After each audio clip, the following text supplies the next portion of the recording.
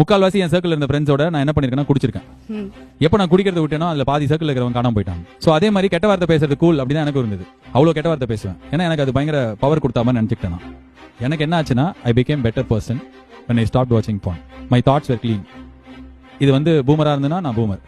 நான் குடிக்கிறத நிறுத்தினதுக்கு அப்புறம் என் ஹெல்த் பெட்டர் ஆச்சு. அடுத்த நாளைக்கு விடியும் போது எனக்கு வந்து ரொம்ப நல்லா யோசிக்க முடிஞ்சது. என்னோட தாட்டை எதுவும் பிளாக் பண்ணல.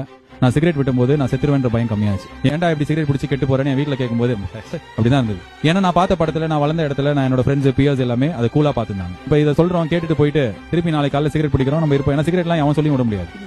நம்மளே நான் என் ஒய்ஃப்காக விட்டேன், என் தம்பி தங்கச்சிக்காக விட்டேன், வேற யாருக்காக விட்டேன். இதுக்கெல்லாம் விடவே முடியல. நான் எனக்காக விட்டேன். இப்போ எனக்கு I'm clean, I'm happy. Bad habits, bad words எல்லாம் வந்து ஓவர் த பீரியட் நம்மளே எவால்வேட் பண்ணி. ஸோ அதனால உங்க குழந்தையாகட்டும் என் குழந்தைய எனக்கு பயம் இருக்கு. But I will not make my 11 வயசுல என் குழந்தை வந்து விவேகானந்தரா வளரணும்னு ஆசைப்படல. இவென்ச்சுவலி அவன் அந்த ரூட்டை பார்த்துட்டான். அதுக்கப்புறம் அவன் சூஸ் பண்ணிக்கிட்டோம் அவங்க லைஃப்.